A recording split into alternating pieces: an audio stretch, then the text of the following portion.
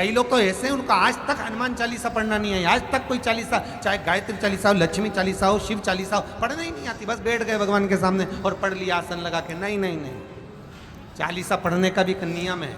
अगर कोई लक्ष्य लेकर पढ़ रहे हो तो उसका एक नियम है। पूरी जिंदगी पढ़ते रहोगे तो भगवान की प्राप्ति नहीं है, पर लक्ष्य लेकर अगर पढ़ा है आसन से, जिस भगवान की चालीसा पढ़ रहे हो उसकी मूर्ति या उसका फोटो आपके सामने होना चाहिए। एक घी का दिया, अगर हनुमान चालीसा पढ़ रहे हो तो या तो घी का दिया जलाओ, वो भी गाय के घी का। और कई लोग तो ऐसे हैं उनका आज तक हनुमान चालीसा पढ़ना नहीं है, आज तक कोई चालीसा, चाहे गायत्री चालीसा हो, लक्ष्मी चालीसा हो, शिव चालीसा हो, पढ़ना ही नहीं आती। बस बैठ गए भगवान के सामने और पढ़ लिया आसन लगा के। नहीं नहीं नहीं, चालीसा पढ़ने का भी एक नियम है। अगर कोई लक्ष्य लेकर पढ़ रहे हो तो उसका एक नियम है। पूरी जिंदगी पढ़ते रहोगे तो भगवान की प्राप्ति नहीं है, पर लक्ष्य लेकर अगर पढ़ा है आसन से, जिस भगवान की चालीसा पढ़ रहे हो उसकी मूर्ति या उसका फोटो आपके सामने होना चाहिए। एक घी का दिया, अगर हनुमान चालीसा पढ़ रहे हो तो या तो घी का दिया जलाओ, वो भी गाय के घी का हो, भैंस के घी का मत जलाना। हनुमान जी कभी प्रकट नहीं होंगे भैंस के घी से। घी का दिया लगाइए अगर चालीसा का पाठ कर रहे हो हनुमान जी का। और बहुत ज्यादा संकट है, बहुत ज्यादा परेशानी है तो हनुमान चालीसा का पाठ करो तो तिल्ली के तेल का दिया लगाओ, काली तिल के तेल का दिया, तिल का तेल का दिया हनुमान जी के सामने आसन बिछाकर। बहुत तकलीफ है तो 3 पाठ प्रतिदिन करो और एक आसन से जितने समय, 9 बजे अगर आप बैठते हो पाठ करने तो 9 बजे ही बैठना है। 11 दिन तक प्रतिदिन 3 पाठ रोज करो। एक पानी का लोटा, कलश, तांबे का जल, अर्थात तांबे का लोटा हो, स्टील का लोटा हो, तुम्हारे पास जो कलश हो उसमें जल भरकर, एक सिक्का उसमें पटक कर, एक लौंग पटक कर प्लेट से ढक कर रख दो और प्रतिदिन बस टाइम पर बैठकर पाठ करो। 11 दिन पूर्ण होंगे, जिस कामना से आपने पाठ करा है बस वो सिक्का, वो लौंग कलश में से निकाल लो, जल का आचमन करो और जिस काम के लिए करा है वो जल उस प्रयोग में ले लो। उस प्रयोग, किसी से बात करने जाना है तो वो जल पी कर जाइए, कोई से हाथ मिलाना है तो वो सिक्का, वो लौंग अपने हाथ में रखिए, अपने साथ रखिए। कई लोग कहते हैं हम तो बहुत दिनों से हनुमान चालीसा पढ़ रहे हैं, हम बहुत समय से राम रक्षा स्तोत्र का पाठ कर रहे हैं, हम बहुत समय से ये कर। अरे तो उसको नियम से तो करो। हनुमान चालीसा का प्रागट्य केवल एक दिल से की गई स्तुति। हनुमान जी महाराज की स्तुति, राम जी महाराज की स्तुति तुलसीदास जी ने केवल दिल से करी थी, केवल मन से। और ये नहीं कहते कि हनुमान चालीसा पढ़ोगे तभी भगवान, नहीं नहीं, आप दिल से अगर भगवान को पुकार लीजिए, आप दिल से पुकारो उसको, वो आएगा। नियम है महाराज, बहुत ध्यान दीजिएगा। पंचमुखी हनुमान का एक स्मरण, पंचमुखी हनुमान का एक भाव। महाराज जैसे बहुत ज्यादा तकलीफ अगर व्यक्ति को हो गई है, बहुत कष्टमय जीवन चल रहा है, हार गए हर जगह से और तकलीफमय जीवन चल रहा है, तो पंचमुखी हनुमान का एक शिव महापुराण का और स्कंद पुराण का एक बड़ा सुंदर मंत्र है। उस मंत्र को आप सब एक बार हमारे साथ में बोलें। ओम नमो हनुमते रुद्र अवताराय सर्व शत्रु संहारणाय सर्व रोग हराय सर्व वशीकरणाय रामदूताय स्वाहा।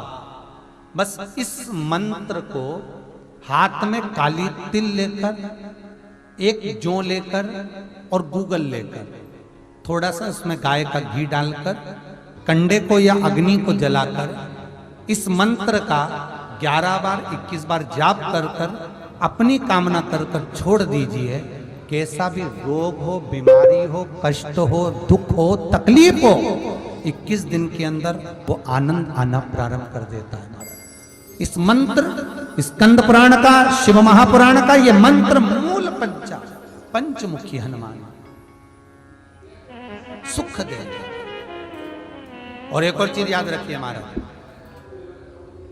यदि कोई काम के लिए जा रहे हो, कोई व्यापार के लिए जा रहे हो या नौकरी करने के लिए जा रहे हो और लगी नहीं रही, बहुत तकलीफ पा रहे हो, सर्विस ही नहीं लग रही, बहुत कष्टमय हो गया, तो निवेदन करूंगा 5 पीपल के पत्ते पर बेसन के 5 लड्डू घर में बने हुए गाय के घी के 5 लड्डू रख लो। उस लड्डू के बीचों बीच एक आटे का दिया और उसमें तिल्ली का तेल डालकर इसी मंत्र का प्रयोग कर कर पंचमुखी हनुमान का किसी भी हनुमान के मंदिर में जाकर, दक्षिण मुखी हनुमान के मंदिर में जाकर उसको रख कर आ जाइए। इसके बाद आप उस काम के लिए जाइए, आपका काम सफल हो जाएगा। आपको किसी को नहीं कहना पड़ेगा कि हाथ जोड़ना नहीं पड़ेंगे, किसी के पांव नहीं पड़ना पड़ेंगे, तुरंत काम होगा। बस इस मंत्र का स्मरण कर कर पंचमुखी हनुमान का भूतेश्वर जो मंत्र है वो सुख देने वाला, आनंद देने वाला, सहज नहीं महाराज, सुख की खान है, आनंद की राशियां में महाराज आप कोई बहुत बड़ा काम करने जा रहे हो, बहुत बड़ा यज्ञ अनुष्ठान, विवाह, शादी आदि फंक्शन करने जा रहे हो, 4 दिन 8 दिन के लिए आप घर से बाहर जा रहे हो और आपको लगता है कि घर में ताला कैसे लगाएं, तो निवेदन है एक तांबे के कलश में जल भर लीजिए और जल भरकर उसमें थोड़ी सी काली तिल डाल दीजिए, भूतेश्वर शिव का नाम लेकर। कौन से शिव का? भूतेश्वर, शमशानवासी भूतेश्वर शिव का नाम लेकर काली तिल डाल दीजिए, कलश को प्लेट से ढक दीजिए, घर के किसी भी भाग में उसको रख दीजिए। उसके बाद आप चले जाओ। किसी की सामर्थ्यता नहीं है कि उस घर में कोई पांव रखे, किसी की सामर्थ्यता नहीं है। और अगर कोई भूले से पांव भी रख दिया तो 22 दिन या 21 दिन के अंदर उसको, जैसे लोगों को हवा आती है ना, बस उसको चक्कर आना चालू हो, बाल खोल खोल के घुमा मिलेगा।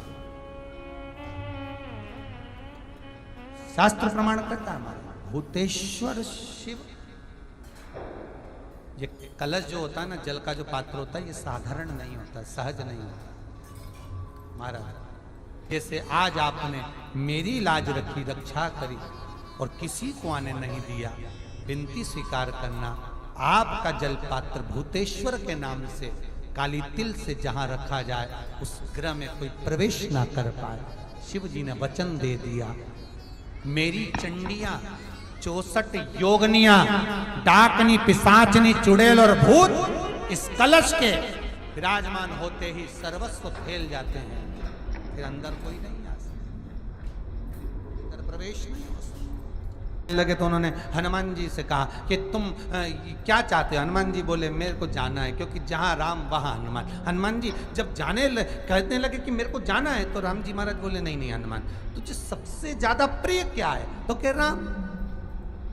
तो हनुमान तू कह रहा है सबसे ज्यादा प्रिय है, राम प्रिय है, तो एक बार जिस समय देवऋषि नारद का अपमान हुआ, विश्वामित्र बाबा का अपमान हुआ, उस समय पर एक राजा ने जब अपमान करा तो तूने उसको राम नाम लिखकर एक जगह पर बिठा दिया और कहा कि तू राम नाम जपते रहे। उसने राम नाम जपा। तब हनुमान याद कर, मेरे सम्मुख में तू खड़ा था और युद्ध होने वाला था, तो तूने क्या कहा था?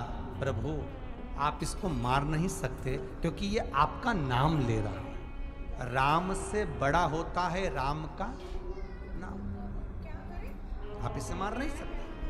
तब आपने ये संवाद कहा था, हनुमान बता तेरी प्रियता क्या है? हनुमान जी कहते हैं प्रभु आपने मुझे जगा दिया, क्योंकि मुझे श्राप ये मिला था कि तू जागेगा किसी के जगाने पर, आपने मुझे जगा दिया, इसलिए है नाथ अब मैं जाना नहीं चाहता, सत्संग करना चाहता।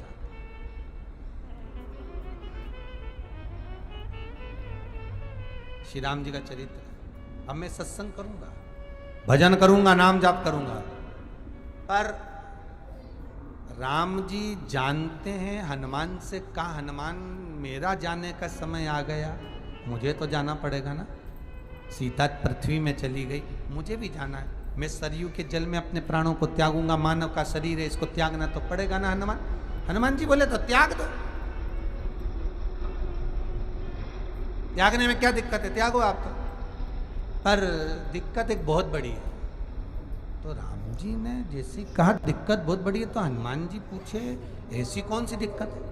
हनुमान जी के शब्द सुने तो राम जी बोले, जब जिस समय पर तुम सूर्य को निगल गए थे, इंद्र को क्रोध आया था और इंद्र ने तुम पर वज्र का जब प्रहार करा था, जब वज्र का प्रहार इंद्र ने करा तब तुम्हारा नाम हनुमान हुआ। तब सारे देवी देवताओं ने तुम्हें वर प्रदान करा। उस जगह पर यमराज भी खड़ा था। तो यमराज ने तुम्हें वर दिया था कि जहां हनुमान होगा वहां यमराज नहीं होगा।